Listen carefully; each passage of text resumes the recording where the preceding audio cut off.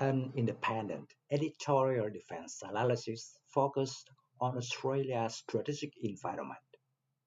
The life cycle management of complex military land systems rarely concludes with a clean severance. It is not simply a matter of retiring the old platform and switching on the new one. Instead, this transition period often generates a distinct strategic dilemma.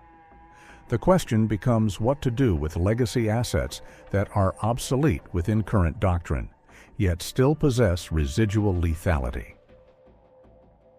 The current status of the Australian light armoured vehicle fleet represents precisely such a juncture in Australian defence planning.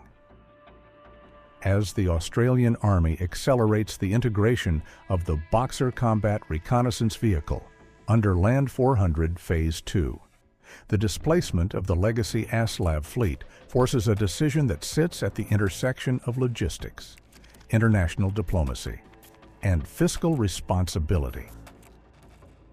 The strategic question is no longer about the operational viability of the ASLAV within the Australian Army, but rather whether its value is best realized through domestic destruction or international transfer. From a purely mechanical standpoint, the ASLAV fleet is approaching the hard limits of its service life, having served as the workhorse of Australian cavalry regiments for over 3 decades. The platform suffers from the cumulative fatigue of high-tempo operations. Iraq, Afghanistan, and East Timor. These deployments have taken their toll. However, the systemic issue facing the Department of Defense is not merely the physical degradation of the hulls. It is the collapse of the global supply chain that supports them.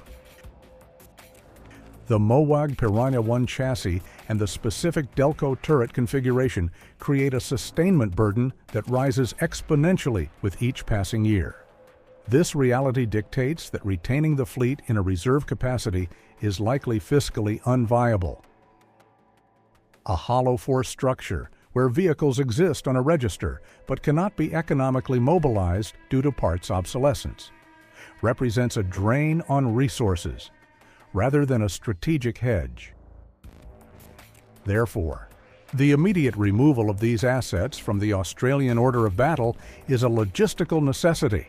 It frees up facility space and maintenance personnel for the incoming, significantly more complex Boxer fleet. The debate then shifts to the methodology of disposal. The conventional approach involves demilitarization and scrapping within Australia. However, this process is capital-intensive. The ASLAV contains hazardous materials, including specific heavy metals and potential asbestos in older subcomponents, which necessitates specialized handling during the dismantling process. Preliminary estimates suggest that the environmental compliance and labor costs associated with breaking down a single hull could amount to hundreds of thousands of Australian dollars. In a constrained fiscal environment, spending taxpayer revenue to destroy an asset that retains functional lethality introduces a negative value proposition. This economic reality creates a structural incentive to explore foreign transfer options, where the cost of shipping is offset by the avoidance of domestic disposal fees. This assessment leads inevitably to the potential transfer of the fleet to Ukraine. The precedent set by the transfer of 49 M1A1 Abrams tanks establishes a clear policy framework for donating heavy armor that has been superseded by newer capabilities. Unlike the Abrams, which requires a complex gas turbine logic chain, the ASLAV operates on a more conventional diesel automotive system, although its specific hydraulic and turret maintenance requirements are non-trivial. The operational argument for such a transfer rests on the specific utility of the 25mm M242 chain gun in the current European theater. While the ASLAV lacks the armor protection to survive direct engagements with modern main battle tanks or heavy anti-tank guided missiles, its mobility and firepower are well suited for the counter-drone and infantry support roles that define much of the current contact line. It offers a speed and suppressive fire capability that exceeds the myriad of civilian-derived technicals and older Soviet-era light armor currently in use. However, the transfer option is not without its bureaucratic friction points. The ASLAV is a hybrid system, integrating a Swiss-designed chassis, a US-designed turret, and Australian-specific optics and battle management systems. This creates a complex web of export control approvals involving Ottawa, Washington, and Bern. While Switzerland has recently signaled a relaxation of its strict re-export controls regarding war materiel to Ukraine, the administrative latency in securing multilateral approval remains a constraint. Furthermore, the operational security implications of transferring Australian modified sensors must be weighed. Yet, given the age of the ASLAV thermal sights and communications gear, the technology risk is likely manageable, especially compared to the transfer of active service platforms.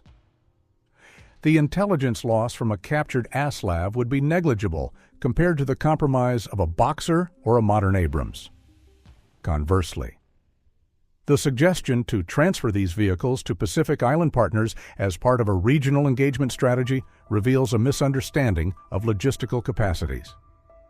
The ASLAV is a maintenance-heavy platform, requiring a sophisticated industrial base for hydraulics and optics repair.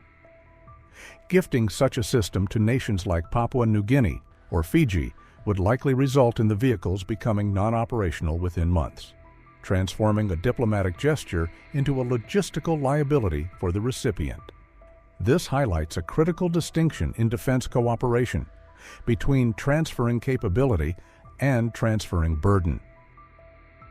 Sustainable regional security assistance requires equipment that matches the absorptive capacity of the partner force, and a complex 8x8 armored fighting vehicle generally exceeds the requirements and resources of small island constabularies. The decision matrix ultimately balances the tangible cost of transport against the intangible value of alliance cohesion and the tangible avoidance of disposal costs. If the Australian government opts for domestic scrapping, it signals a prioritization of risk avoidance and adherence to standard peacetime disposal protocols. If it pursues the transfer to Ukraine, it signals a willingness to accept higher logistical coordination loads to achieve a strategic outcome. The latter option aligns more closely with the current national defense strategy, which emphasizes the integration of Australian power into a broader global deterrence network. By converting a liability, an aging fleet requiring expensive disposal, into a geopolitical asset, Canberra would be effectively engaging in a form of circular economy within the defense sector. Ultimately, the future of the ASLAV fleet serves as a litmus test for Australia's agility in defense asset management. The transition to the Boxer represents a significant leap in protection and digitization, but it also marks the end of the light cavalry era as previously understood by the Royal Australian Armoured Corps.